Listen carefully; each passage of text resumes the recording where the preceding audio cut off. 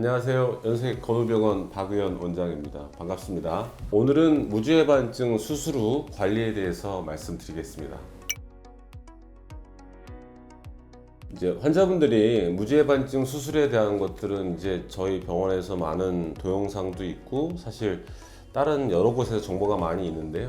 무지해반증 수술을 하고 집에 가서 어떻게 관리하는지에 대한 자세한 그 내용들은 없는 것 같아요. 사실 뭐 디디지 않으면 된다 요거밖에 알 수는 없는데, 일단 무지해반증은 기본적으로 뼈에 대한 수술이기 때문에 이 뼈가 아물 때까지는 이제 쉽게 말하면 기본적으로는 수술한 엄지 쪽에 체중 부하를 하지 않는 게 원칙이에요. 그래서 무지해반증 수술을 하고 나서 대부분 병원들에서 특수 신발을 신게 하죠. 그 특수 신발이란 것은 특별한 게 아니라 뒤꿈치 보행을 가능하게 하는 거고요. 그러니까 엄지 쪽에 힘이 안 가게 하는 거예요. 그래서 이건 뭐 가장 기본이 되는 거죠. 그래서 수술 방법, 환자분들이 무지해반증이 얼마나 휘었는지, 그리고 연령에 따라서 요 무지해반증 특수 신발을 신는 기간이 좀 달라져요. 저 같은 경우는 좀 나이가 젊고 엄지가 휘어있는 각도가 심하지 않은 경우는 한 4주 정도 신발을 신고요. 평균적인 나이에서 무지해반증 중기나 후기 정도 사이인 분들은 6주, 그리고 고령의 연세나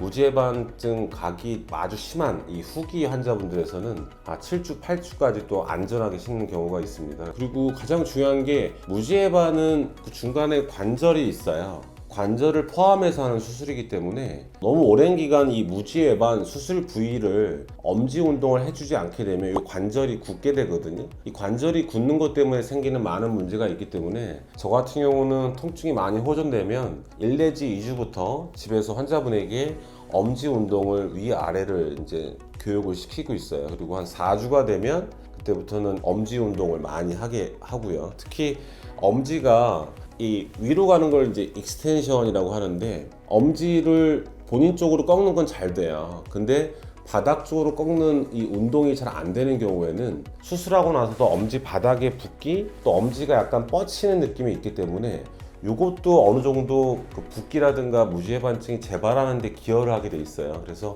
비체중부와 두 번째로 중요한 거는 엄지 수술 부위 관절의 운동 범위의 회복을 집에서 되게 중요시 여기는 게 중요합니다. 그러니까 사실은 대부분은 엄지 관절 운동을 이제 환자한테 말을 할 때 거의 열의 9분은 그냥 까딱까딱만 하세요. 그리고 엄지를 보게 되면 우리가 관절이 두 개가 있어요. 끝에 관절이 있고 이걸 지관절이라고 하고, 엄지 중앙에 가장 두꺼운 이 위아래 첫 번째 말고 두 번째 움직여 보시면 알거든요. 끝 관절 말고 두 번째 관절이 중족지 관절인데 여기서 운동을 해야 돼요. 근데 제가 교육을 시켜줘도 아프니까 요 끝에만 이렇게 하시는 분이 있는데 이거는 의미가 없고요. 중족지 관절 끝에서 봤을 때 두 번째 관절에 운동을 하는 거고, 환자분이 예상한 것보다 수술이 정상적으로 이루어진 경우, 절골술 자체가 고정이 튼튼히 되어 있으면 환자분이 아무리 심하게 꺾어줘도 수술한 뼈에 영향을 미치는 경우는 극히 드물어요. 보통 본인이 처음에 좀 아픔을 느낄 정도로 하는 게 중요하고, 통증은 어느 정도 느끼고 엄지가 꽉 꺾인 다음에는 생각보다 또 꺾일 때 안 아프거든요. 그래서 그 생각보다는 과감하게 꺾어도 된다가 뭐 기본 족보라고 할 수 있습니다.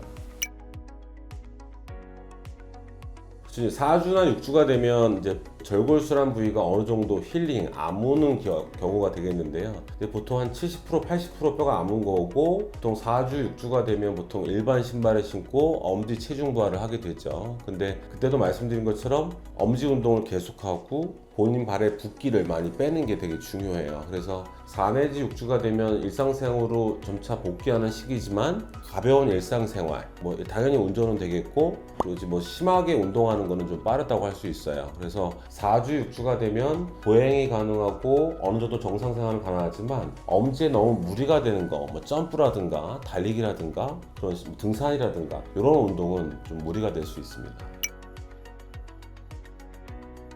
운전은 사실 4주, 6주면 당연히 가능하고요. 저 같은 경우는 장거리가 아니고 20-30분 전후하는 운전자분들에게 꼭 필요하다면, 피할 수가 없는 분에게는 특수 신발을 가지고 운전하는 건 위험하고요. 볼이 넓은 운동화를 신고 외축으로 운전하는 게 생각보다 이게 어렵진 않아요. 그래서 한 가지 족보는 환자분들한테 운전을 해도 발이 위험하진 않습니다. 근데 이 발로 페달을 밟는 게 어색한 경우에는 하지 않으셔야 돼요. 약간 차량의 안전이 우선이지 운전할 때 엄지로 사실 살짝 디뎌도 수술한 부위가 무너지는 경우는 거의 제가 본 적이 없어요. 그래서 운전은 가능하지만 약간 발 외축으로 당연히 뒤도 되고요. 일반 볼 넓은 운동화를 신고 운전은 일주일부터 어느 정도 할 수가 있고, 좀 장시간 운전이나 그런 거는 한 4주나 6주가 되면 사람에 맞다 편차가 약간 있지만 평균적으로는 다 하실 수 있습니다. 그러니까 이제 무지해반증은 어느 방법이라고 하더라도 기본적으로 사람마다 좀 다르긴 하지만 한 3개월까지는 어느 정도 붓기가 있고, 붓기가 빠져야지 빨갛게 변해 있는 본인 발의 색깔이 마지막에 돌아오거든요. 6주 정도가 되면 통증이 줄어들어요. 그리고 한 8주, 10주가 되면 붓기가 아주 많이 빠져요. 속도 차이가 있지만, 그래서 보통 이제 3개월 가까이가 되면 붓기가 빠지고 다른 종아리 피부색과 피부색이 같아져요. 그럼 의학적으로 거의 힐링 치료가 다 된 거거든요. 그때부터 저는 구두를 신으세요, 점프도 하셔도 돼요, 산에 가셔도 돼요, 이렇게 표현을 합니다. 그러니까 한 발을 한 경우에는 반대발과 비교해서 붓기가 다 빠지고 발에 신전과 굴곡이 다 돌아왔고 부종이나 피부색이 다 돌아왔으면 다 회복이 된 거예요. 그럴 때부터는 심한 운동을 다 하셔도 돼요. 3개월 전후, 사실 3개월 전후라고 말씀드려도 제 환자분들은 보니까 한 8주, 10주 되면 다 골프를 치시더라고요. 그래서 사실은 안전한 거는 무리하게 점프를 하는 운동, 그리고 꺾일 수 있는 축구, 농구 같은 구기 운동, 그리고 심한 둘레길 정도가 아니라 등산, 그런 운동들은 3개월부터 하시는 게 가장 안전하고요. 일상생활이 가능한 것과 심한 운동한 거는 좀 구분을 좀 하셔야 돼요. 네.